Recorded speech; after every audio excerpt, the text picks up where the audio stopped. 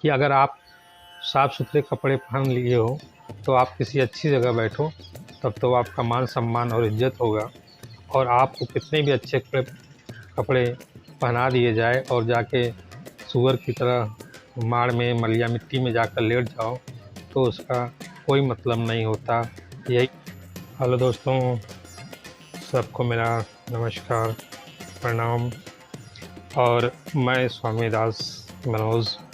आज आपको मैं वो बातें बताऊंगा जो कि आपको कभी भी किसी ने भी नहीं बताई होगी। और बहुत सारे आप सत्संग भी सुन रहे होंगे तो भी सत्संग वाले भी इस बात को नहीं बताते हैं।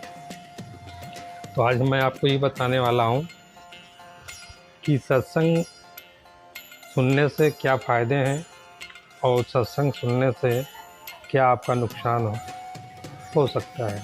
और सत्संग में ज़्यादातर महिलाएं ही आपको नज़र आएंगी। नहीं विश्वास है तो आप ये देख लीजिए।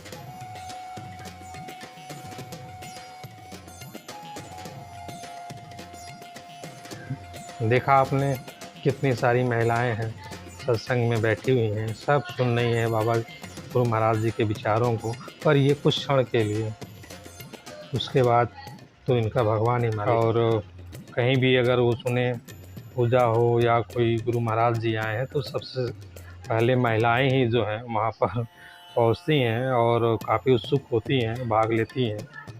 और उस चीज़ को जो गुरु महाराज जी सत्संग में बताते हैं उस चीज़ को बहुत ध्यान से सुनती हैं और समझती हैं। पर कितनी देर तक वो समझती हैं, कितनी देर तक वो सुनती हैं, कितनी देर तक वो उस बात को धारण करे रखती हैं, ये चीज़ हम बताएंगे।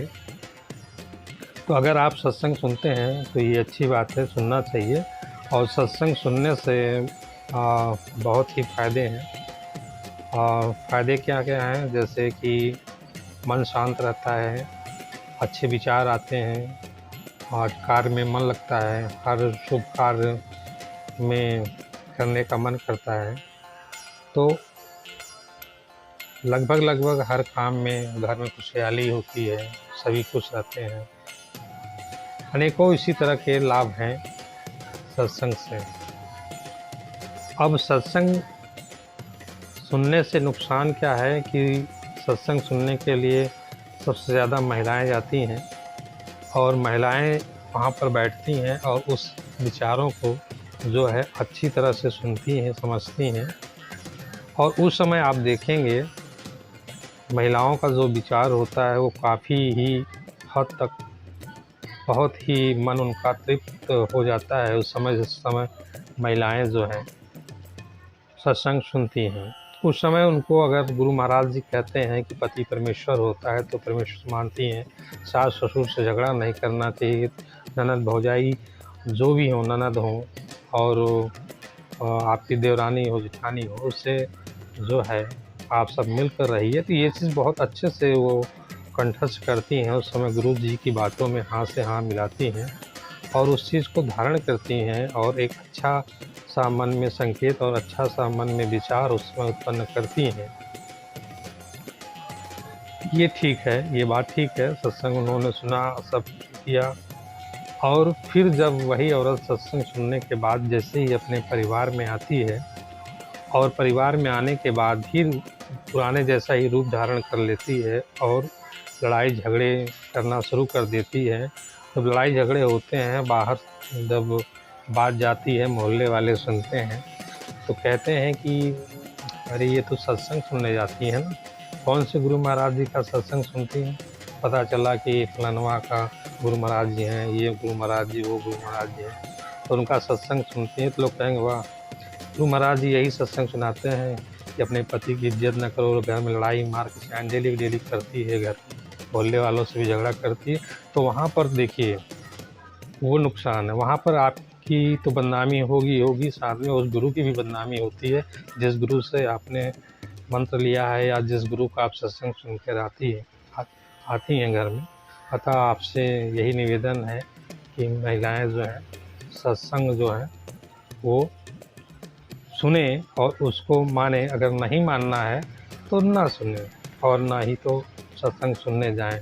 तो ये इससे नुकसान होगा। जब महिलाएं इस तरह करेंगी तो घर में टेंशन होगा, पति पत्नी में झगड़े होंगे, लड़ाइयाँ होंगी, घर की सारी व्यवस्थाएं हैं वो गड़बड़ होंगी।